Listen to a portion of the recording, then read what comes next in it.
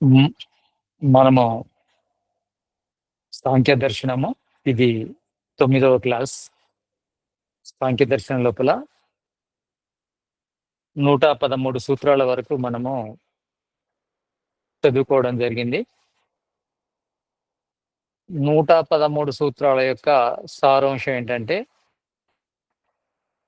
మనిషి జన్మ యొక్క ముఖ్య ఉద్దేశ్యము ఏంటి? ముఖ్య ఉద్దేశ్యము అత్యంత దుఃఖ నివృత్తి, అత్యంత త్రివిధ దుఃఖ నివృత్తి. 3 రకాల దుఃఖాల నుంచి పూర్తిగా దూరం కావడము మానవ జన్మ యొక్క ముఖ్య ఉద్దేశం. దానికి ఏ విధంగా మనము దూరం అవుతాము అనే దాని మీద చర్చిస్తూ అవివేకం దూరం అయితే మనము అత్యంత దుఃఖ నివృత్తిని సాధిస్తాము అని చెప్పడం జరిగింది. అవివేకం దేనికి సంబంధించిన అవివేకం దూరం కావాలి అనే ప్రశ్నకు జవాబుగా ఋషి ఏం చెప్పాడంటే, మూల ప్రకృతి తర్వాత ఆత్మకు సంబంధించిన అవివేక జ్ఞానం దూరం కావాలి. అంటే ఆత్మ గురించి, ఈ ప్రకృతి గురించి యథార్థమైన జ్ఞానము మనకు కావాలి. ప్రకృతి అనేది మనం చూస్తున్నది కార్యపదార్థము. ఈ ప్రకృతి యొక్క కారణ పదార్థం వరకు మనకు తెలియాలి. అంటే కారణ పదార్థముకు సంబంధించిన అవివేకం దూరం అయితే మనము అత్యంత దుఃఖ నివృత్తిని సాధించగలము. అంటే ఈ కనిపించే జగత్తు మూల ప్రకృతి ద్వారా నిర్మించబడింది. మూల ప్రకృతి అనేది ఈ జగత్తుకు ఉపాదాన కారణం. అంటే మూల ప్రకృతి 3 రకాల కణాలతో కూడి ఉంది. సత్వ కణాలు, రజో కణాలు, తమో కణాలు.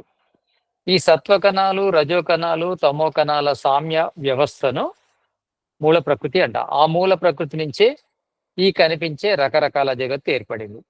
ఈ రకరకాల జగత్తు గురించి మనకు తెలియాలంటే దాని మూలం గురించి మనకు తెలియాలి. ఆ మూలం గురించి యథార్థ జ్ఞానం కావాలి. తర్వాత మన ఆత్మ గురించి యథార్థ జ్ఞానం కావాలి. ఈ రెండింటి యథార్థ జ్ఞానం మనకు లభిస్తే మనము అత్యంత దుఃఖ నివృత్తిని సాధించగలము. అదే మానవ జన్మ యొక్క ముఖ్య ఉద్దేశం. దానికి ఈ సమాజం లోపల మనం ఈ విధంగా ఆలోచిస్తున్నప్పుడు దీనికి వ్యతిరేకమైన భావన కల వాళ్ళు ఉంటారు. మన యొక్క విశ్వాసాన్ని వాళ్ళు చెడగొడుతుంటారు. అంటే ఇలా కాదు, అలా ఉండదు, ప్రకృతి అంటే అలా ఉండదు, ఈ కనిపించే జగత్తు అనేది శూన్యం నుంచి ఏర్పడింది, దీని వెనకాల మూల ప్రకృతి అనే సత్వరజో తమో కణాలు లేవు అనేది ఈ వాదం అనేది సమాజంలో అప్పుడు ఉంది, ఇప్పుడు ఉంది. అంటే సత్యానికి వ్యతిరేకమైన వాదాలు చాలా ఉంటాయి. సత్యము ఒకటే ఉంటుంది, కానీ అసత్యాలు మాత్రం అనేకం ఉంటాయి. అంటే ఒక సత్యాన్ని వ్యతిరేకించడానికి అనేక వ్యతిరేక భావనలు మాత్రము మనను వెంబడిస్తుంటాయి. మనకు విశ్వాసాన్ని దూరం చేసే విధంగా కూడా అవి ప్రయత్నిస్తాయి. అది సమాజంలో ఎప్పుడు ఉంది, ఇప్పుడు అని కాదు, ఎప్పుడు ఉంది. ఎందుకంటే సత్యము అనేది అంత సులువుగా తెలియదు, తర్కిస్తే కానీ తెలియదు. ఒక వ్యక్తి ఒకటి చెప్తున్నప్పుడు అది నమ్మిన సమాజమే ఇంకొక వ్యక్తి వచ్చి అది తప్పు అని చెప్పినప్పుడు అతన్ని నమ్ముతుంది, రెండో వ్యక్తిని. అంటే మొదలు చెప్పిన వ్యక్తి సత్యమా అసత్యమా అని ఆలోచించకుండా రెండోసారి చెప్పిన వ్యక్తిది సత్యమని సమాజము నమ్మడం అనేది పరిపాటి. అలా చూస్తుంటాం మనం. అంటే సమాజం లోపల ఆలోచించే శక్తి లేకపోవడం వల్ల ఏది అప్డేట్ నాలెడ్జ్ అయితే దాన్నే అనుసరిస్తుంటారు. అంటే కొత్తగా వచ్చిన జ్ఞానాన్ని అనుసరిస్తుంటారు. పాత రోత కొత్త వింత. ఆ విధంగా అంటే సనాతన ధర్మం అనేది పాతది కదా, కొత్తగా ఏదైనా వెరైటీగా చెప్పినప్పుడు సనాతన ధర్మాన్ని కూడా వ్యతిరేకిస్తారు. సనాతన ధర్మం అంటే ఏంది? చాలా అంటే మొదటి నుంచి ఉన్న ధర్మము. అంటే ఈ సృష్టి ప్రారంభం నుంచి ఉన్న ధర్మాన్ని సనాతన ధర్మం అంటారు. ఆ సనాతన ధర్మం తర్వాత ఎన్నో ధర్మాలు వచ్చాయి. అవి ఏం చేస్తున్నాయంటే సనాతన ధర్మం తప్పు అని చెప్పడానికి ప్రయత్నం చేస్తున్నాయి. ఈ రోజు కూడా చేస్తాయి. సనాతన ధర్మము తప్పు అని చెప్పాలంటే వచ్చిన ధర్మాలు ఒప్పు అని చెప్పుకోగలగాలి. సనాతన ధర్మంలో తప్పును కూడా చెప్పగలగాలి. ఏదైనా ఒక సత్యాన్ని మనము స్థాపించాలంటే తప్పకుండా దాని మీద తర్కం జరగాలి. అంటే చర్చలు జరగాలి. చర్చలు జరిగితేనే ఏది సత్యం అనేది తెలుస్తుంది. ఇప్పుడు ఈ సమాజంలో 2 రకాల వాదాలు ఉన్నాయనుకోండి. ఏ వాదం కరెక్టు? ఏ వాదానికి ఆ వాదమే కరెక్ట్ ఉంటుంది కదా! 2 వాదాలను మనము ముందట శాస్త్రార్థం జరిపినప్పుడు తప్పకుండా ఏది సత్యమో తెలుస్తుంది. అంటే ఒకదాన్ని మనం సత్యమని చెప్పాలంటే తప్పకుండా దాన్ని నిరూపించాలి. సత్యము అని చెప్పాలంటే అది శబ్ద ప్రమాణం ద్వారానైనా చెప్పగలగాలి. లేదా అనుమానంతో అంటే యుక్తితోనైనా చెప్పగలగాలి. లేకపోతే ప్రత్యక్షం చేసైనా చెప్పాలి. కానీ దాన్ని ప్రత్యక్షం చేయలేము. కనీసం అయినా చెప్పగలగాలి. యుక్తితో కూడా చెప్పలేమనుకోండి. కానీ ప్రమాణపూర్వకంగానైనా చెప్పాలి. ఇది వేదంలో ఉంది, లేకపోతే స్మృతుల్లో ఉందని చెప్పగలం. ఈ 3 రకాలుగా చెప్పలేకపోతే అది అబద్ధమే అవుతుంది. ఈ 3 రకాలుగా మనం ఒప్పించగలిగితే అది సత్యం అవుతుంది. అది ముందు వచ్చినా, వెనుక వచ్చినా సత్యము సత్యమే, అసత్యము అసత్యమే. అయితే ఈ సాంఖ్య దర్శనము మోక్షశాస్త్రం అయినప్పటికీ దీనిలో చాలా జీవన సత్యాలున్నాయి. జీవితానికి సంబంధించిన సత్యాలున్నాయి. అంటే మనకు మోక్షం కోసమే కాదు, మామూలు జీవితం కోసం కూడా ఈ శాస్త్రం అనేది బాగా సహకరిస్తుంది. సాంఖ్య దర్శనం అనేది. ఇందులో చాలా విషయాలు వస్తున్నాయి. ఇవేంటంటే మన లోపల సత్యాన్ని నిర్ణయించే సామర్థ్యాన్ని ఇస్తాయి ఈ సూత్రాలన్నీ. మనం సత్యాన్ని నిర్ణయించి సామర్థ్యాన్ని పొందుతాము. సత్యాన్ని నిర్ణయించే సామర్థ్యాన్ని పొందుతాము. కనుక ఈ శాస్త్రాన్ని అందరూ చదవాలి. అంటే మోక్షాన్ని కోరే వాళ్ళే కాదు, మామూలు వ్యక్తులు కూడా, మానవ మాతృలందరూ కూడా ఈ శాస్త్రాన్ని చదివినప్పుడు సత్యం తెలుస్తుంది. అంటే వేదములో చెప్పిన సత్య జ్ఞానం ఏంటనేది ఈ శాస్త్రం ద్వారా మనకు కొంత అర్థమవుతుంది. మనము 113వ సూత్రం ఏంటంటే త్రివి త్రివిధ విరోధ్ ఆపతేచ్ఛ అనేది ఒక సూత్రం వచ్చింది. త్రివిధ విరోధ ఆపతేచ్ఛ అంటే పూర్వపక్షి ఏం చెప్తున్నాడంటే వస్తువు అనేది నశిస్తుంది కనుక ఈ కనిపించే కార్యపదార్థానికి శూన్యము మూలము అని చెప్తాడు. అంటే ఒక పదార్థానికి నశించే స్వభావం ఉంది, కరెక్ట్. అది ఏ పదార్థమైనా నశిస్తుంది. ఆ నశించే గుణము ద్వారా మనకు అర్థమయ్యేది ఏంటంటే ఇది శూన్యము అనేది శూన్యం తత్వం వస్తు ధర్మత్వాత్ వినాశస్య అనే సూత్రం చెప్తాడు అన్నట్టు. అంటే శూన్యం అనేదే తత్వం, అంటే సత్యం. ఎందుకంటే ప్రతి వస్తువు కూడా నశిస్తుంది కనుక శూన్యమే కరెక్ట్.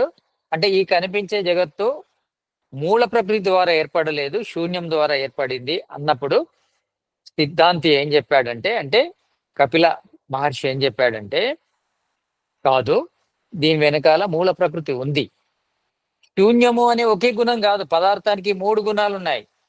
ఉత్పత్తి ఉంది, స్థితి ఉంది, శూన్యం ఉంది. 3 గుణాలు ఉంటాయి పదార్థానికి. ఏ పదార్థమైనా మనం చూసే పదార్థాలకు ఈ 3 గుణాలు కనిపిస్తాయి.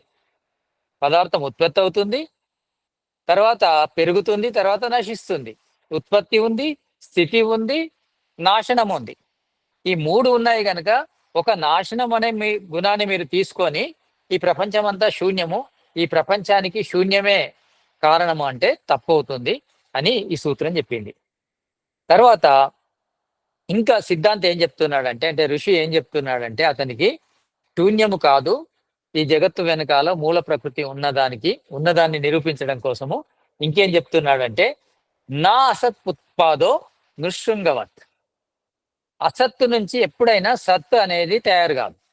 ఈ కనిపించే జగత్తు సత్తు అంటే ఉనికి గలది. ఇది ఉనికి లేని శూన్యం నుంచి ఏర్పడదంటే నమ్మడానికి వీలు కాదు. ఎట్లా అంటే నా అసత్ ఉత్పాదో నృశృంగవత్. నృశృంగవత్ అంటే నృశృంగము అంటే నరుడి శృంగము, నరుడి యొక్క కొమ్ము. ఎవరైనా ఈ పదార్థాన్ని మనిషి యొక్క కొమ్ముతో తయారు చేసిన అంటే ఆ పదార్థాన్ని మనం నమ్ముతామా? నమ్మము. ఎందుకు నమ్మమంటే అసలు మనిషికి కొమ్ములే ఉండవు, ఆ కొమ్ముల ద్వారా తయారైన పదార్థము అని చెబితే ఎలా నమ్ముతాము? ఎందుకంటే కొన్ని కొమ్ముల ద్వారా కొన్ని ఆయుర్వేదిక్ మెడిసిన్ తయారు చేస్తారు. అట్లా అట్లాంటి మృగ శృంగ భస్మ అని అట్లాంటివి కొన్ని ఉన్నాయి. అంటే జింకకు సంబంధించిన కొమ్ములకు సంబంధించి అంటే కొమ్ములు ఊసిపోతుంటాయి. ఈ స్పాటెడ్ డీర్స్ కి కొమ్ములు ఊసిపోతుంటాయి. ఊసిపోయినప్పుడు వాటిని ఏరుకొని తర్వాత దాన్ని పద్ధతి ప్రకారము కొన్ని భస్మాలు తయారు చేస్తారు. అయితే అలా తయారు చేసిందంటే మనం నమ్మచ్చు. ఎందుకంటే ఇది మృగశృంగ భస్మం అంటే నమ్మచ్చు. ఎందుకంటే జింకకు కొమ్ములు ఉంటాయి కనుక దాని భస్మం అంటే నమ్మచ్చు. కానీ ఇది నృశృంగము నృశృంగ భస్మము అంటే నమ్ముతామా? నరశృంగానికి సంబంధించిన భస్మము అంటే ఎలా నమ్ముతాము? ఎందుకు నమ్మము? మనిషి కొమ్ములు ఉండవు కనుక. అదే విధంగా మీరు శూన్యం నుంచి వస్తువు ఏర్పడింది, కనిపించే పదార్థము, ఈ కనిపించే జగత్ ఏర్పడింది అంటే ఎలా నమ్ముతాము? శూన్యము శూన్యం అనేది ఈ సత్తును తయారు చేయలేదు కదా, కనుక అది అబద్ధము అని సిద్ధాంతి చెప్పడం జరిగింది. అంతేకాకుండా ఇంకా సిద్ధాంతి ఇది శూన్యము తప్పు, దీని వెనకాలో మూల ప్రకృతి, ఆ మూల ప్రకృతి లోపల 3 రకాల కణాలు ఉన్నాయి. సత్వ కణాలు, రజో కణాలు, తమో కణాలు ఉన్నాయి. మనం ఏ పదార్థాన్ని తీసుకున్నా తప్పకుండా ఆ పదార్థం లోపల దానికి సంబంధించిన లక్షణాలు ఉంటాయి. ఉదాహరణకు ఒక పదార్థం తీసుకున్నాం అనుకోండి, ఇప్పుడు వాళ్ళు శూన్యం ద్వారా ఈ పదార్థం తయారైందంటే ఈ పదార్థంలో శూన్యం అనే లక్షణం ఉండాలి, అసత్వం అనే లక్షణం ఉండాలి. అంటే ఏ కారణం నుంచి అయితే కార్యం ఏర్పడుతుందో ఆ కారణానికి సంబంధించిన లక్షణాలు ఉంటాయి. కానీ ఈ కనిపించే జగత్తు లోపల శూన్య లక్షణాలు లేవు, అసత్తు లక్షణాలు లేవు, అభావ లక్షణాలు లేవు. కనుక అలా కాదు, అంటే శూన్యం నుంచి ఇది ఏర్పడలేదు. దానికి ఇంకో సూత్రం చెప్తున్నాడు ఋషి, ఏంటంటే ఉపాదాన నియమాత్. అంటే ప్రతి పదార్థానికి కూడా దానికి సంబంధించిన ఒక విశేషమైన ఉపాదానం ఉంటుంది. కుండ ఉందనుకోండి, కుండ తయారైందంటే దానికి ఉపాదాన కారణం మట్టి ఉంటుంది. వస్త్రము తయారైందనుకోండి, వస్త్రానికి ఉపాదాన కారణమైన దారాలు ఉంటాయి. అదేవిధంగా పెరుగు తయారైందనుకోండి, దానికి ఉపాదాన కారణమైన పాలుంటాయి. అంటే ఒక కార్య పదార్థము ఏర్పడాలంటే ఒక కారణ పదార్థం ఉంటుంది, కానీ ఒక కారణ పదార్థం ద్వారా అనేక కార్యాలు ఏర్పడవు. ఒక కార్య పదార్థానికి అంటే ఇప్పుడు పెరుగు తయారు కావాలంటే పాలు అవసరం, మట్టి ద్వారా పెరుగు తయారు కాదు, దారాల ద్వారా పెరుగు తయారు కాదు. అంటే ఒక స్పెసిఫిక్, ఒక విశేషమైన ఒక ఉపాదాన కారణం ఉండాలి తప్పకుండా. ఒక పదార్థం తయారు కావాలంటే ప్రతి దానికి కూడా ఒక పదార్థము, ఒక కార్యపదార్థ, కార్యము కారణము రెండు ఉంటాయి. కారణం నుంచి కార్యం ఏర్పడుతుంది. కార్యము అంటే ఈ కనిపించే జగత్తు, కనిపించే జగత్తులో రకరకాల పదార్థాలు ఉన్నాయి. ఏ పదార్థానికైనా దానికి సంబంధించిన ఒక కారణం ఉంటుంది. కుండ తయారు కావాలంటే మట్టి అవసరం, వస్త్రం తయారు కావాలంటే దారాలు అవసరం. కానీ వస్త్రం తయారు కావడానికి మట్టి పనికిరాదు. అంటే దానికి సంబంధించిన ఉపాదాన కారణం ఏంటిది? వస్త్రానికి సంబంధించిన ఉపాదాన కారణం దారాలు, కుండకు సంబంధించిన ఉపాదాన కారణం మట్టి. అంటే మట్టి కుండ కావాలంటే మట్టి అవసరం అవుతుంది, వస్త్రం తయారు కావాలంటే దారాలే అవసరం అవుతాయి. అంటే ఉపాదాన నియమం అనేది ఉంది. ఉపాదాన నియమాత్, ప్రతి కార్యానికి ఒక ఉపాదాన కారణము, స్పెసిఫిక్ ఉపాదాన కారణము, విశేషమైన ఉపాదాన కారణం అనేది ఉంటుంది. కనుక శూన్యం నుంచి ఏ పదార్థము తయారు కాలేదు, దానికి సంబంధించిన ఒక ఉపాదాన కారణం ఉంటుంది. ఉపాదాన కారణాలన్నిటి కూడా ఉపాదాన కారణము మూల ప్రకృతి. మూల ప్రకృతి నుంచి ఈ జగత్తు అనేది పరిణామం చెందింది. మూల ప్రకృతి నుంచి మహాతత్వం, మహాతత్వం నుంచి అహంకారము, అహంకారం నుంచి పంచ జ్ఞానేంద్రియాలు, పంచ కర్మేంద్రియాలు, పంచ తన్మాత్రలు, మనసు ఏర్పడ్డాయి. పంచ తన్మాత్ర నుంచి పంచభూతాలు ఏర్పడ్డాయి. పంచభూతాల నుంచి కనిపించే జగత్తు ఏర్పడింది. అలా శూన్యం నుంచి ఏర్పడలేదు, మూల ప్రకృతి నుంచి ఈ జగత్ ఏర్పడింది. జగత్తులో కనిపించే పదార్థాలకు ప్రతిదానికి కూడా ఒక స్పెసిఫిక్ ఉపాదాన కారణం అనేది ఉంటుంది అని సిద్ధాంతి చెప్పడం జరిగింది. అంటే పూర్వపక్షి ఏం చేస్తున్నాడంటే తాను శూన్యాన్ని నిరూపించడానికి ప్రయత్నం చేస్తున్నాడు. అంటే శూన్యం ద్వారానే ఈ ప్రపంచం ఏర్పడింది, ఎలాంటి ఉనికి పదార్థము, సత్పదార్థము లేదు, భావాత్మకమైన పదార్థం ఏది లేదు అనేదే నిరూపించదలుచుకున్నాడు. కానీ శూన్యం నుంచి ఏర్పడలేదు వస్తువు అనేది, శూన్యం నుంచి ఏర్పడదు. ఎందుకంటే ఇప్పుడు అంటే ఈ శూన్యము నుంచి వచ్చిందని వాళ్ళు ఎందుకు అంటున్నారంటే అంటే ఈ శూన్యవాదులు కానీ ఈ పూర్వపక్షి కానీ ఎందుకు అంటున్నాడంటే దీని యొక్క మూల కారణం కనిపించదు. మూల ప్రకృతి అనేది ఈ జగత్తుకు మూల కారణమైన మూల ప్రకృతి ఈ కళ్ళతో కనిపించదు.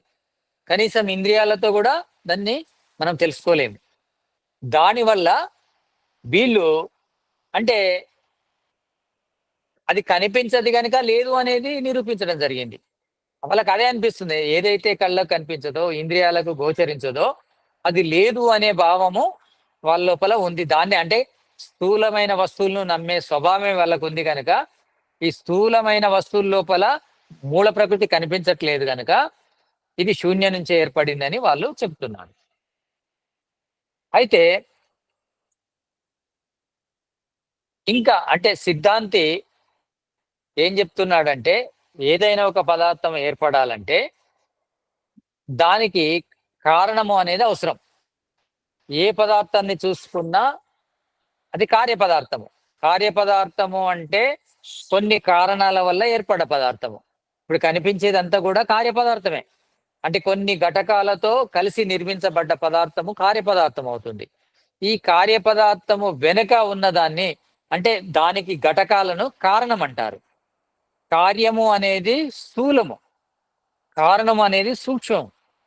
అంటే సూక్ష్మం నుంచి స్థూలం ఏర్పడ్డది, శూన్యం నుంచి స్థూలం ఏర్పడలేదు, సూక్ష్మం నుంచి స్థూలం ఏర్పడింది.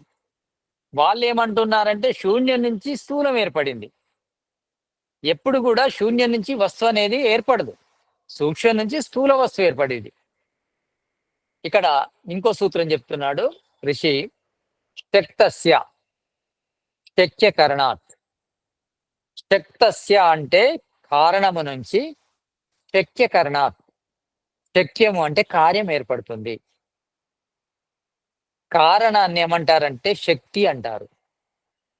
అందుకే మోడర్న్ సైన్స్ లోపల శక్తి నుంచి ఈ జగత్ ఏర్పడింది అనేది కూడా ఒకటి ఉంది పద్ధతి. అంటే శక్తి నుంచి ఈ కనిపించే జగత్ ఏర్పడింది అనేది కూడా ఒకటి ఉంది. ఇక్కడ శక్తి అంటే ఏంటంటే కారణం. శక్తి నుంచి శక్యం ఏర్పడింది. శక్యము అంటే కార్యం ఏర్పడింది. మూల కారణము నుంచి ఈ కనిపించే జగత్తు ఏర్పడింది. మూల ప్రకృతి నుంచి ఈ కనిపించే జగత్ ఏర్పడింది. శక్తస్య శక్యకరణాత్. శక్యము ఏర్పడాలంటే శక్తి ఉండాలి. శక్తి అంటే కారణం ఉండాలి. కారణము లేకుండా ఈ శక్యము అంటే కార్యం ఏర్పడదు. కారణాన్ని శక్తి అంటారు. అంటే ఈ సత్వకణాలు, రజోకణాలు, తమోకణాల యొక్క మూల ప్రకృతిని ఏమంటారు? శక్తి అంటారు. ఆ శక్తి నుంచి కనిపించే జగత్తును శక్యము అంటారు. ఇది ఏర్పడింది. కానీ శూన్యం నుంచి ఏర్పడలేదు, శక్తి నుంచి ఏర్పడింది. ఆ శక్తి అంటే సత్వకణాలు, రజోకణాలు, తమో కణాల నుంచే ఈ రకరకాల పదార్థాలు ఏర్పడ్డాయి. ఎందుకంటే ఏ పదార్థాన్ని చూసినా దాని లోపల సత్వగుణము, రజోగుణము, తమో గుణం ఉంటుంది. కొన్నిట్లో రజోగుణం అధికంగా ఉంటుంది, కొన్నిట్లో సత్వగుణం అధికంగా ఉంటుంది, కొన్నిట్లో తమో గుణం అధికంగా ఉంటుంది. కానీ ఈ మూడు గుణాలు అయితే ఉంటాయి ప్రతి పదార్థం లోపల. కనుక ఈ పదార్థాలకు ఆ సత్వరజోతమో గుణాలు ఉన్నాయి కనుక సత్వరజోతమో కణాల నుంచే ఈ పదార్థాలు ఏర్పడ్డాయి. ఆ సత్వరజోతమో కణాలనే శక్తి అంటారు. ఈ కనిపించే జగత్తును శక్యము అంటారు. ఇది ఈ సూత్రం యొక్క అభిప్రాయం. అంతేకాకుండా ఏ పదార్థాన్ని మనం చూసినా, ఒక కార్య పదార్థాన్ని చూసినా దాని లోపల దాని కారణం అనేది ఇమిడి ఉంటుంది. ఉదాహరణకి కుండను చూసినాం అనుకోండి, కుండ లోపల మట్టి ఉంటుంది. వస్త్రాన్ని చూసినాం అనుకో, వస్త్రం లోపల దారాలు ఉంటాయి. ఆభరణాన్ని చూసినాం అనుకో, ఆభరణ లోపల బంగారం ఉంటుంది.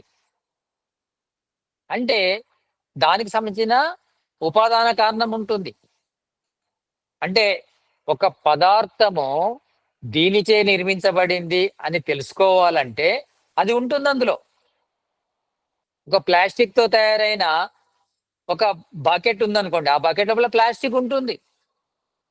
అంటే ఏదైనా ఒక కార్య పదార్థాన్ని మనం తీసుకుంటే దాని కారణ పదార్థం దాని లోపల మనకు కనిపిస్తుంటది. అంటే కార్య పదార్థము లోపల కారణ పదార్థం లేకుండా ఉండదు. కార్యము కారణము కలిసే ఉంటాయి. దానికి ఏం చెప్తున్నా అంటే కారణ భావచ్చ. అంటే ప్రతి దాని లోపల కూడా అంటే కారణము అనేది ఉంటుంది. ప్రతి కార్యం లోపల కారణం ఉంటుంది. కుండ లోపల మట్టి ఉంటుంది, వస్త్రం లోపల దారాలు ఉంటాయి, ఆవరణ లోపల బంగారం ఉంటుంది. కనుక ఈ కార్యము అనేది ఆ ఉపాదాన కారణం నుంచి ఏర్పడ్డది అనేది మనం తెలుసుకుంటాము. మరి వీళ్ళు అంటే ఈ శూన్యవాదులు, పూర్వపక్షి ఏమంటున్నాడంటే శూన్యం నుంచి ఏర్పడ్డదంటే శూన్యము అనే ఉపాదాన కారణం మనకు కనిపించాలి. వస్తువు లోపల శూన్యం కనిపించదు కదా. శూన్యమేనా? శూన్యం ఎడ కనిపిస్తుంది? ప్రతి లోపల ఉనికి కనిపిస్తుంది. కుండం తీసుకుంటే మట్టి కనిపిస్తుంది, శూన్యం కనిపించట్లేదు. వస్త్రాన్ని తీసుకుంటే దారాలు కనిపిస్తున్నాయి, శూన్యం కనిపించట్లేదు. ఆభరణాన్ని తీసుకుంటే బంగారం కనిపిస్తుంది, శూన్యం కనిపించట్లేదు. ఒకవేళ శూన్యమే ఉపాదాన కారణం అయితే శూన్యం కనిపించాలి. శూన్యం ఉపాదాన కారణం కాదు. సత్వ రజో తమో కణాలే ఈ జగత్తుకు ఉపాదాన కారణం. ఏ విధంగానైతే ఒక పదార్థాన్ని తీసుకుంటే దాన్ని తయారు చేయబడ్డ ఉపాదాన కారణం మనకు కనిపిస్తుందో, ఈ కనిపించే జగత్తును మనం తీసుకొని లోపలికి వెళ్తే మూల ప్రకృతి దాని ఉపాదాన కారణం అని తేలుతుంది. అంతేకాకుండా ప్రతి కార్యం లోపల అంటే కనిపించే కార్య పదార్థాలు అన్నిటి లోపల కూడా ఈ సత్వరజతమో కణాలు అనేది మనకు అగుపిస్తాయి. వాటి ఉనికి అనేది మనకు తెలుస్తుంది కనుక శూన్యం అనేది తప్పు. అయితే ఇక్కడ సత్కార్యవాదము అసత్కార్యవాదం అనేది రెండు ఉంటాయి, మనకు దర్శనాల్లో వస్తాయి. సత్కార్యవాదము అసత్కార్యవాదము. సత్కారవాదం అంటారు, అసత్కారవాదం అంటారు. సత్కార్యవాదము అంటే కారణము లోపల కార్యము ఉంది. అంటే కార్యము అనేది కారణం నుంచి ఏర్పడింది కనుక ఆ కారణము లోపల ఈ కార్యము కారణ రూపంలో ఉంది. దీన్ని సత్కారవాదం అంటారు. ఇక కారణము లోపల కార్యము కార్యరూపంలో లేదు అనేదాన్ని అసత్కార్యవాదం అంటారు. రెండిటి అర్థం ఒకటే, కానీ ఇది అర్థం చేసుకోకుండా కొంతమంది సత్కార్యవాదాన్ని నమ్మే వాళ్ళు ఉన్నారు, కొంతమంది అసత్కార్యవాదాన్ని నమ్మే వాళ్ళు ఉన్నారు. అసత్కార్యవాదం అంటే ఏంటంటే కార్యము లేదు అంటే శూన్యం నుంచి ఏర్పడింది వాళ్ళ ఉద్దేశం ప్రకారం. సత్కార్యవాదం అంటే కారణం నుంచి ఏర్పడింది కాదు. ఇది వైశేషిక దర్శనం లోపల వైశేషిక దర్శనము, న్యాయ దర్శనము సమాన శాస్త్రాలు అంటారు. యోగ దర్శనము, సాంఖ్య దర్శనం సమాన శాస్త్రాలు. ఇలా సత్కారవాదం ఉంటుంది, సత్కార్యవాదం ఉంటుంది, దాని లోపల అసత్కార్యవాదం ఉంటుంది. ఈ రెండు వ్యతిరేకమైనవి కావు. వాళ్ళు ఏమంటారంటే న్యాయ దర్శనము, వైశేషిక దర్శనం ఏమంటారంటే అసత్కార్యవాదం. అసత్కార్యవాదం అంటే ఏంటంటే కారణము లోపల కార్యము కార్య రూపంలో లేదు. ఇది అసత్కార్యవాదం. ఇక సత్కార్యవాదం అంటే సాంఖ్య దర్శనం లోపల ఏమొస్తుందంటే సత్కార్యవాదం వస్తుంది. సత్కార్యవాదం అంటే ఏంటంటే కారణము లోపల కార్యము కారణ రూపంలో ఉంది. అంటే కారణ రూపం లోపల కార్యం లేకుంటే ఆ కారణము నుంచి ఈ కార్యం ఏర్పడదు. ఇంతకుముందు ఒక సూత్రం వచ్చింది, శక్తస్య శక్యకరణాత్. అంటే అందులోపల ఆ సత్వ రజోతమో కణముల లోపల ఈ జగత్తును నిర్మించే సామర్థ్యము లేకుంటే ఈ జగత్ ఏర్పడదు. అంటే ఈ జగత్తును నిర్మించే సామర్థ్యము ఆ సత్వరజోతమో కణాల లోపల ఉంది.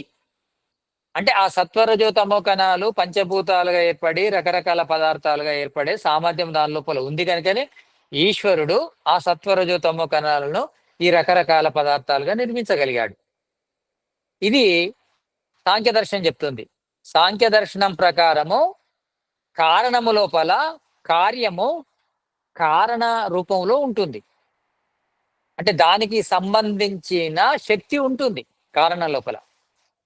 అంటే ఎన్ని రకాల కార్యాలుగా ఈ జగత్ ఏర్పడిందో ఇన్ని రకాల కార్యాలుగా ఏర్పడే శక్తి ఆ సత్వరజతమో కణంలో ఉంది. అది ఉంది గనుకనే ఈ జగత్ ఏర్పడగలిగింది, ఈశ్వరుడు తయారు చేయగలిగిండు. ఆ మూడు రకాల కణాల లోపల ఈ రకరకాల పదార్థాలను తయారు చేయగలిగే సామర్థ్యం దానిలో ఉంది. అంటే అలా తయారయ్యే సామర్థ్యం వాటిలో ఉంది కనుకనే ఈశ్వరుడు తయారు చేశాడు. ఇది సత్కార్యవాదం అంటారు. అయితే వీళ్ళు ఏమంటున్నారు అంటే పూర్వపక్షి, భావే భావయోగ చేత్ నా వాచ్యం.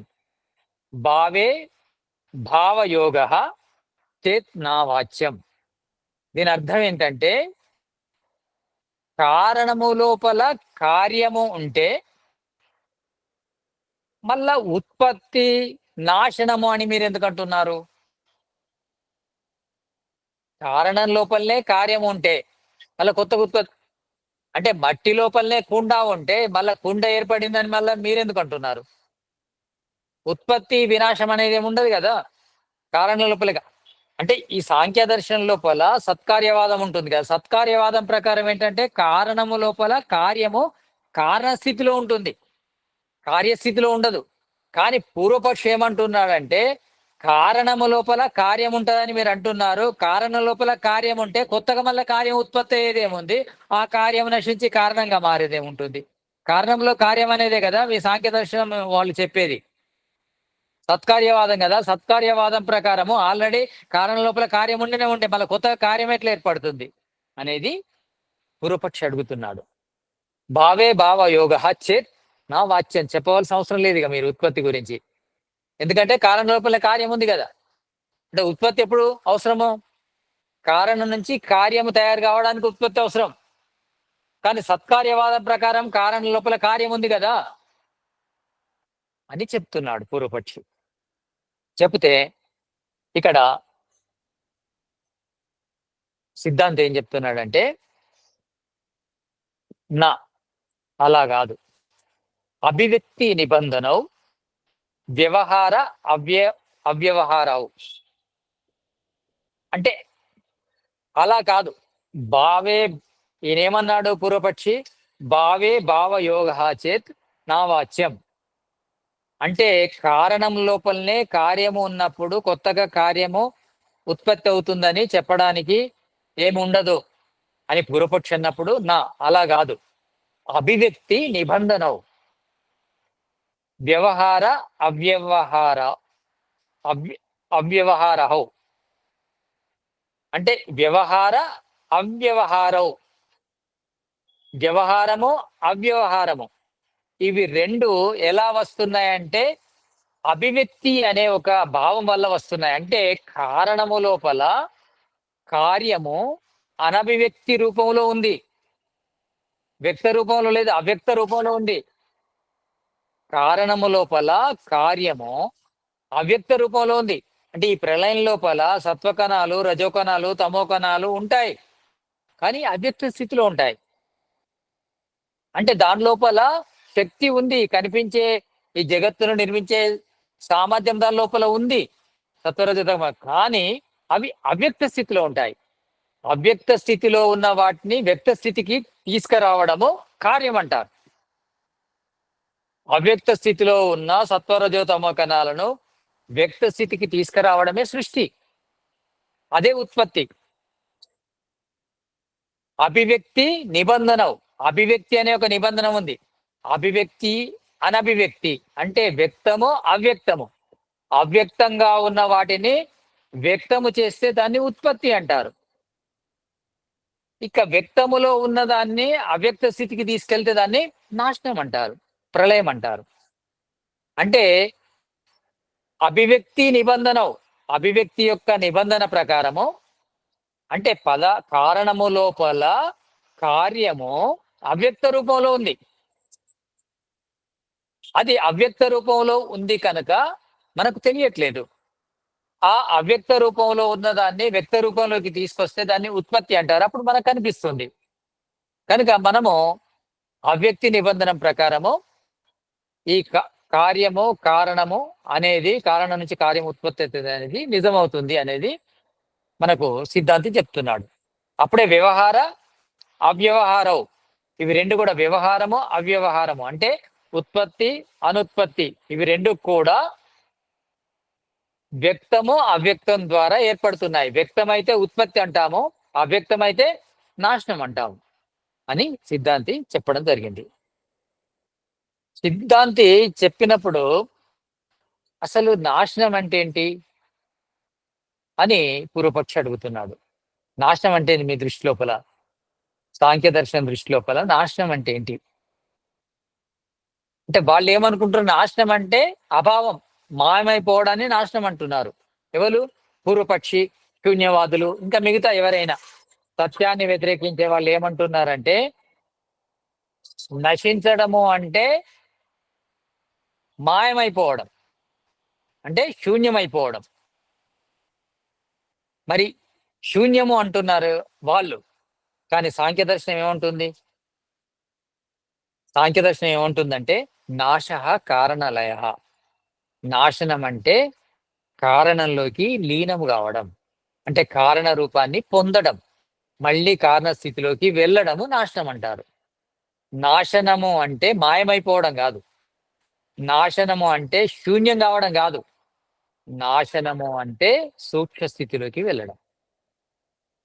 నాశ కారణ లయ అంటే ఈ కనిపించే జగత్తు తన కారణమైన మూల ప్రకృతిలోకి వెళ్ళడాన్నే నాశనము అంటారు. అంటే ఈ స్థూలంగా కనిపించే ఈ జగత్తు సూక్ష్మమైన మూల ప్రకృతిగా వెళ్ళిపోవడాన్ని నాశనము అంటారు. అంటే ఈ వ్యక్తమైన ఈ జగత్తు అవ్యక్తమైన సత్వ రజో తమో కణాలుగా విడిపోవడాన్ని నాశనం అంటారు. నాశ్ ఇది చాలా పెద్ద సూత్రం, చూడడానికి చాలా చిన్నగా ఉంది. నాశ కారణలయ, అసలు ఈ ఒక్క సూత్రం మీదనే అవైదికం వైదికం అనేది రెండు ఏర్పడ్డాయి. వైదికము సూక్ష్మాన్ని నమ్ముతుంది, అవైదికము శూన్యాన్ని నమ్ముతుంది. కానీ మోడర్న్ సైన్స్ కూడా సూక్ష్మాన్ని నమ్ముతుంది. E=mc². ద్రవ్య ద్రవ్యశక్తి నిత్యత్వ నియమం ఉంది కదా, ద్రవ్య నిత్యత్వ నియమం, ద్రవ్యశక్తి నిత్యత్వ నియమం ఉంది కదా, దాని ప్రకారము E=mc². అంటే ఏ పదార్థం కూడా నశించదు, రూపాంతరం చెందుతుంది కానీ నశించదు. అదే చెప్తుంది సాంఖ్య దర్శనం కూడా, ఏ వస్తువు కూడా నశించదు,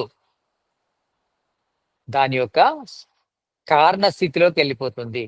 కారణము సూక్ష్మంగా ఉంటుంది, కార్యము స్థూలంగా ఉంటుంది. స్థూలంగా ఉన్నది సూక్ష్మ రూపంలోకి వెళ్ళడాన్ని మనం నాశనం అంటాము, కనిపించపోవడాన్ని నాశనం అంటాము. అంటే కనిపించనంత మాత్రాన అది మాయమైపోయినట్టు కాదు, సూక్ష్మం అయిపోయింది. ఆ సూక్ష్మాన్ని వీళ్ళు ఏమన్నారు, అవేదికులంతా నాశనం అన్నారు, శూన్యం అన్నారు. కానీ వైదికులు ఏమంటారు, నాశ కారణలయ, కారణ స్థితిలోకి వెళ్ళింది, అవ్యక్త స్థితిలోకి వెళ్ళింది, అభావంలోకి వెళ్ళలేదు, అవ్యక్త స్థితి సూక్ష్మ స్థితిలోకి వెళ్ళింది, తన యొక్క మూల కారణంలోకి వెళ్ళింది, దాన్నే నాశనము అనడం జరిగింది. నాశ కారణ లయ అంటే నశించడం అంటే శూన్యమైపోవడం కాదు, నశించడం అంటే సూక్ష్మ స్థితిలోకి మారడం. ఇదే చాలా పెద్ద సిద్ధాంతం. ఈ సిద్ధాంతం ఆధారంగానే, అంటే వైదికం అంతా కూడా ఈ సిద్ధాంతం ఆధారంగానే నిర్మించబడింది. అవైదికం అంతా ఈ సూక్ష్మ స్థితిని నమ్మకుండా శూన్య స్థితిని నమ్మడం అనేది అవైదికం అయిపోయింది. అంటే పదార్థము ఏదైనా తయారు కావాలంటే దాని వెనకాల ఇంకో పదార్థం ఉండాలి. పదార్థం నుంచి పదార్థం ఏర్పడుతుంది, శూన్యం నుంచి శూన్యం ఏర్పడుతుంది, కానీ శూన్యం నుంచి భావం ఏర్పడదు. అభావం నుంచి అభావం ఏర్పడుతుంది, శూన్యం నుంచి శూన్యం ఏర్పడుతుంది. శూన్యం నుంచి కనిపించే జగత్తు, ఉనికి గల జగత్తు ఏర్పడదు అనేదే వైదిక సిద్ధాంతం. నాశ కారణలయ, నశించడము అంటే కారణ స్థితిలోకి వెళ్ళడము.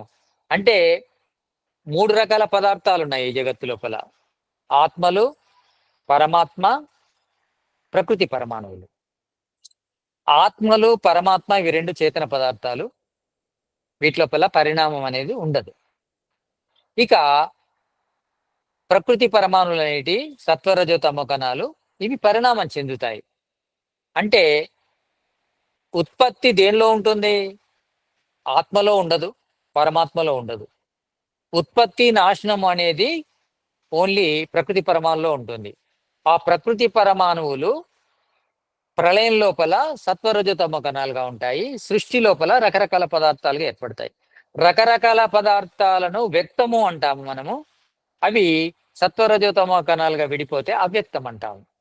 అవ్యక్తము అంటే అభావం కాదు, సూక్ష్మ స్థితిలోకి వెళ్ళకు అంటే మనం గమనించే స్థితి లేకపోవడము మనము అవ్యక్తం అంటాము. కానీ అవ్యక్తం అంటే అభావం కాదు అనేది వేదం చెప్తుంది. నాశ కారణ లయ. ఇక అంటే ఈ పదార్థము అనేది శూన్యం నుంచి ఏర్పడలేదు. అంటే ఈ కనిపించే జగత్తులోని ఏ పదార్థం కూడా శూన్యం నుంచి ఏర్పడలేదు. అన్నీ కూడా ఆ మూల ప్రకృతి నుంచే ఏర్పడ్డాయి అనేది ఋషి చెప్పడం జరిగింది. అయితే మళ్ళీ ఈయన ఏమంటున్నాడంటే పూర్వపక్షి, మీరు అంటున్నారు ఓకే, ఈ కనిపించే జగత్తు మూల ప్రకృతి నుంచి ఏర్పడింది, అంటే సత్వరజోతమో కణాల నుంచి ఏర్పడింది అని అంటున్నారు. అంటే అది కారణం అంటున్నారు. అంటే మీరు నాశ కారణలయ అంటే మూల ప్రకృతి రూపంలోకి ఈ జగత్ ఏర్పడడాన్ని నాశనం అంటున్నారు కదా. అదే మూలమని ఎందుకు అనుకుంటున్నారు? అంటే మూల ప్రకృతి మూలము, దానికి కూడా ఏదైనా మూలం ఉండదా? కారణానికి కారణం ఉండదా? ఇప్పుడు ఏ విధంగానైతే ఈ కనిపించే జగత్తుకు పంచభూతాలు కారణము, పంచభూతాల కారణం ఏంటిది? పంచతన్మాత్రలు. పంచతన్మాత్రల కారణం ఏంటిది? అహంకారము. అహంకారానికి కారణం ఏంటిది? మహాతత్వం. మహాతత్వానికి కారణం ఏంటిది? మూల ప్రకృతి. మూల ప్రకృతి కారణము ఉండదా అని పూర్వపక్షి అడుగుతున్నాడు. మూల ప్రకృతి దగ్గర ఎందుకు ఆగిపోయాను మీరు?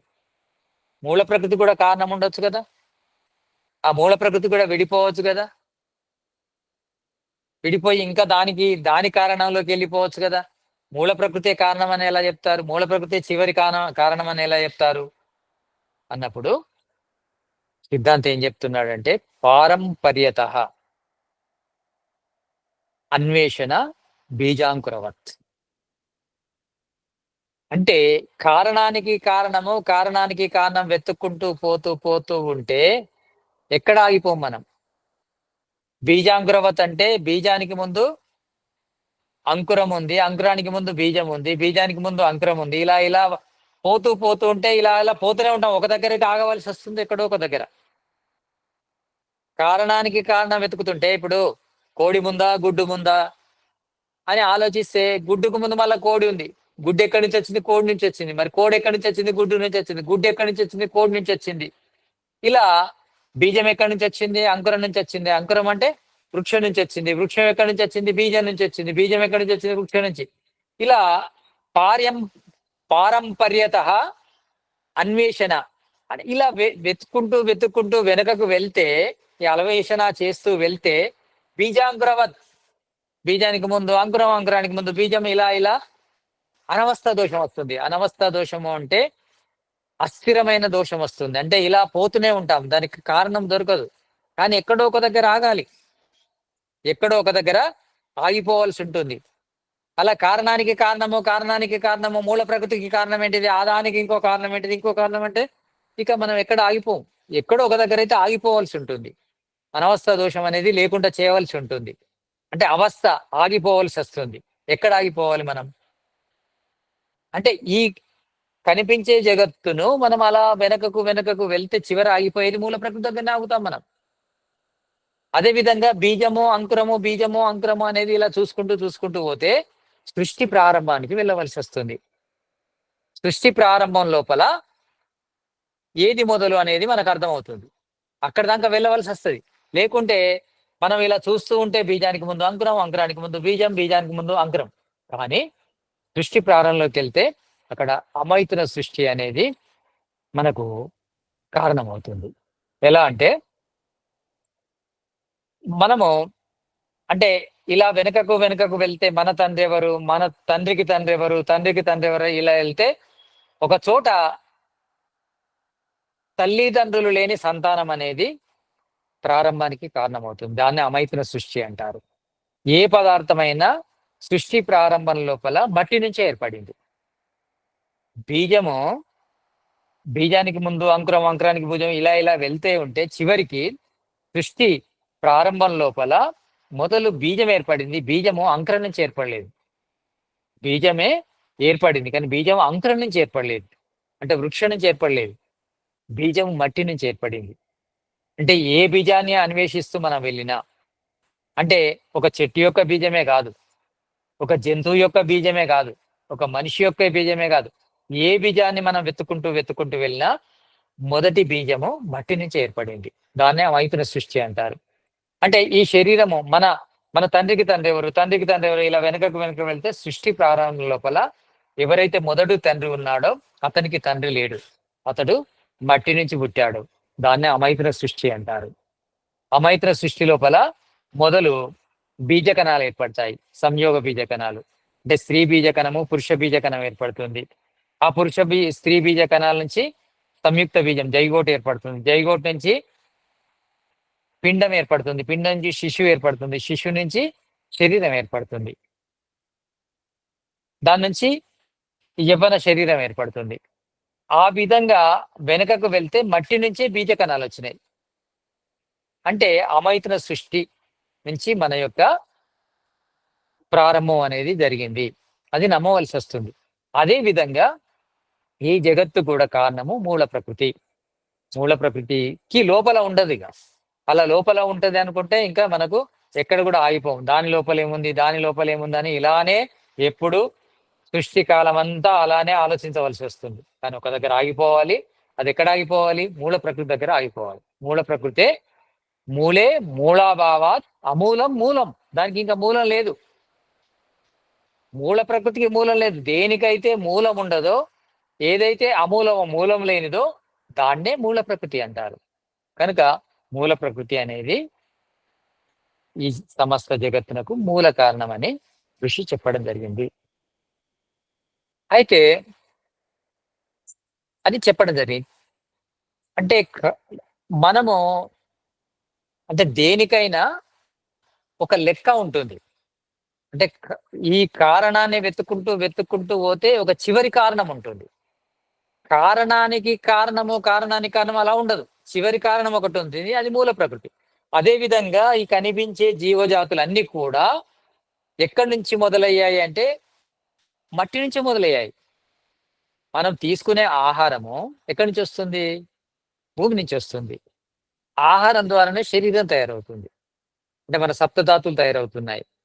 అంటే రసము, రక్తము, మాంసము, తర్వాత క్రొవ్వు, ఎముక, మజ్జ, రజోవీర్యాలు అన్ని కూడా ఎక్కడి నుంచి తయారవుతాయి?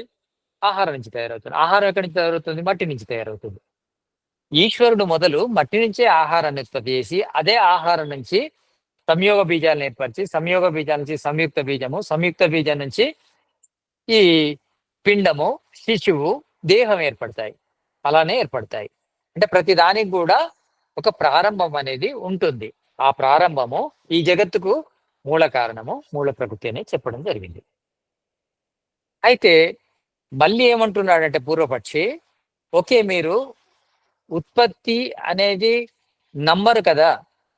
అంటే ఉత్పత్తి నమ్మరు అంటే ఏంటంటే సత్కార్యవాదం లోపల కారణం లోపల కార్యము కారణ రూపంలో ఉంది అని నమ్ముతారు కదా. దాన్ని ఏం చెప్తారంటే సాంఖ్య దర్శనం లోపల అవ్యక్త స్థితి అంటారు. కారణం లోపల కార్యం ఉంది కానీ అవ్యక్త స్థితిలో ఉంది.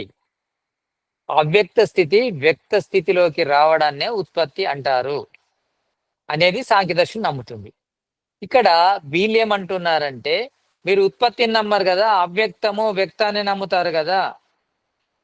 ఉత్పత్తి నాశనాన్ని నమ్మరు, వ్యక్తము అవ్యక్తం అంటారు కదా. అంటే ఉన్నదే వ్యక్తం అవుతుంది, అదే అవ్యక్తం అవుతుంది.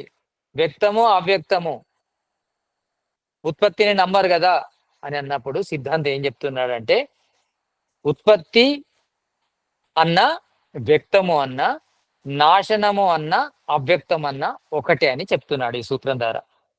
ఉత్పత్తివత్వ అదోష.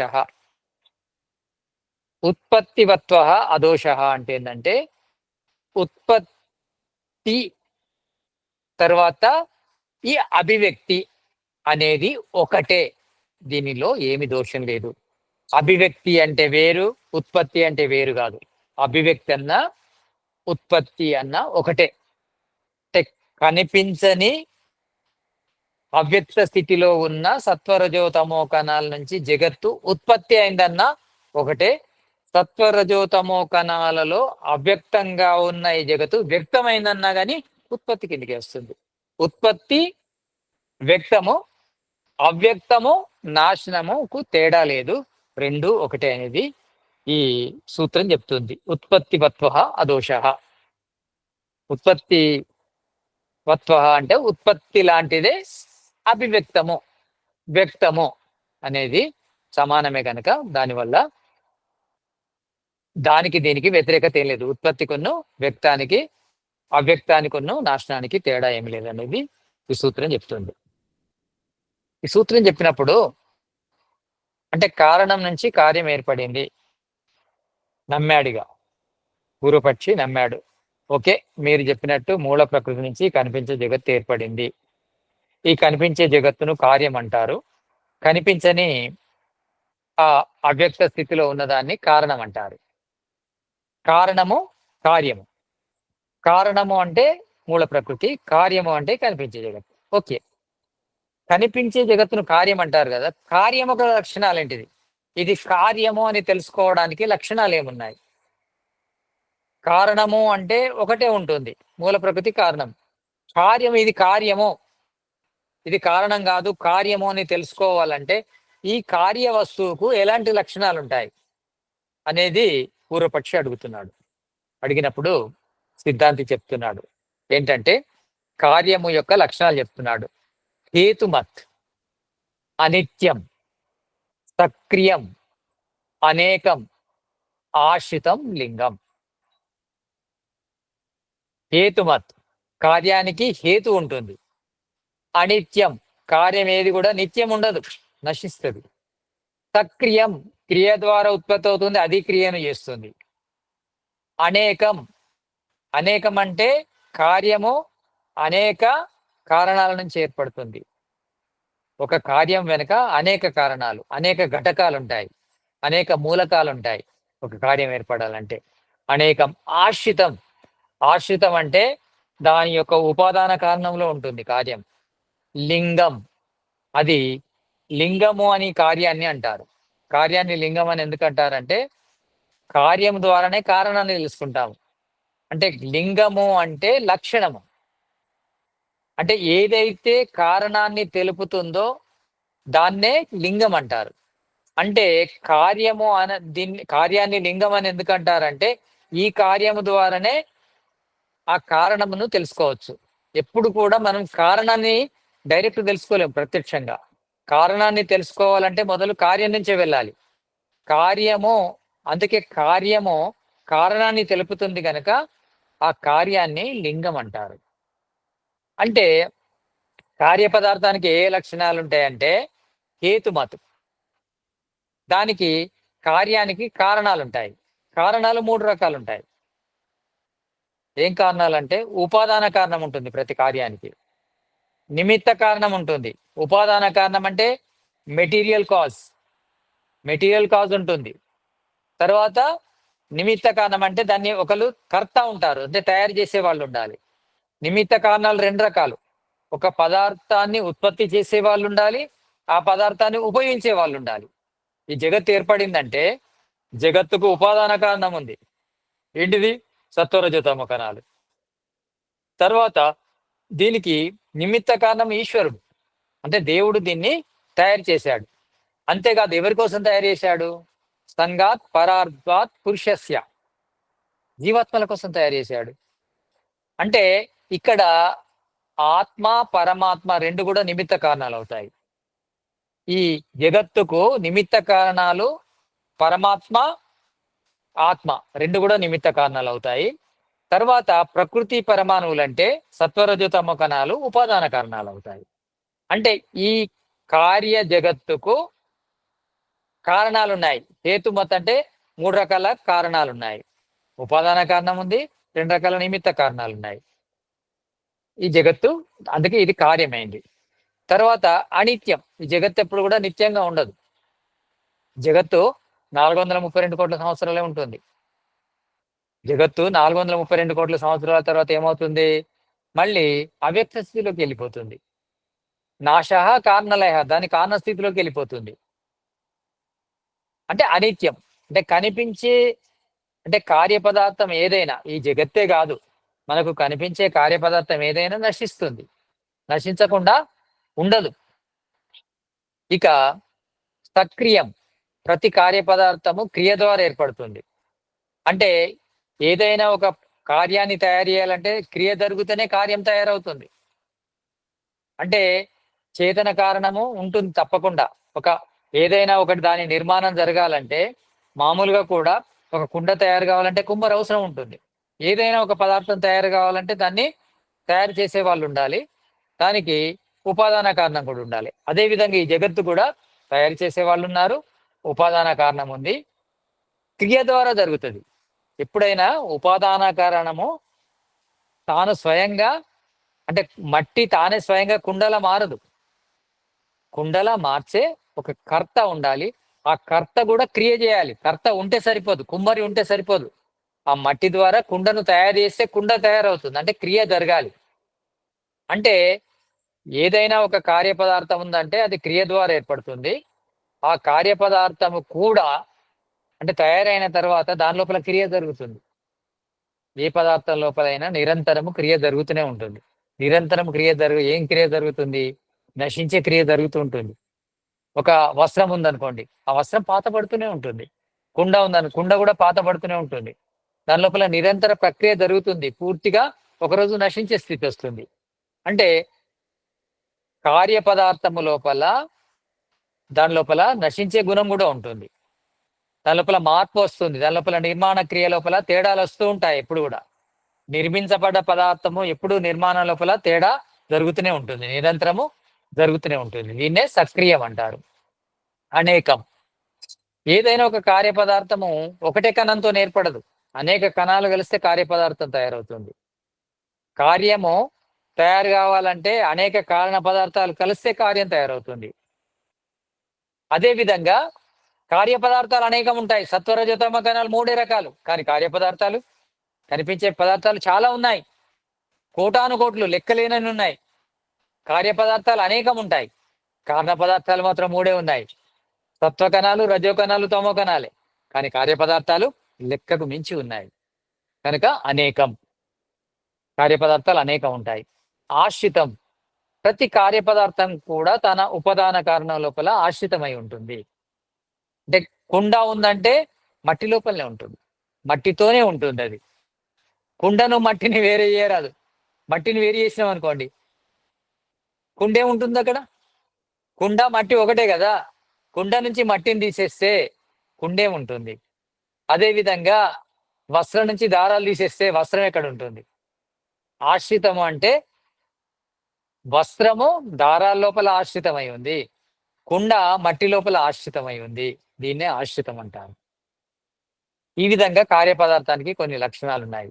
కార్యపదార్థము అంటే దాని లోపల కారణం ఉండాలి, అది అనిత్యమై ఉండాలి, సక్రియమై ఉండాలి, అనేకమై ఉండాలి, ఆశ్రితమై ఉండాలి, కారణ పదార్థాన్ని తెలియజేసే లక్షణాలు కల లింగమై ఉండాలి. దాన్నే కార్యపదార్థం అంటారని ఋషి చెప్పడం జరిగింది. ఇక్కడితో నేను క్లాస్ ఆపేస్తాను. మీ దగ్గర ఏమైనా డౌట్స్ ఉంటే అడగండి.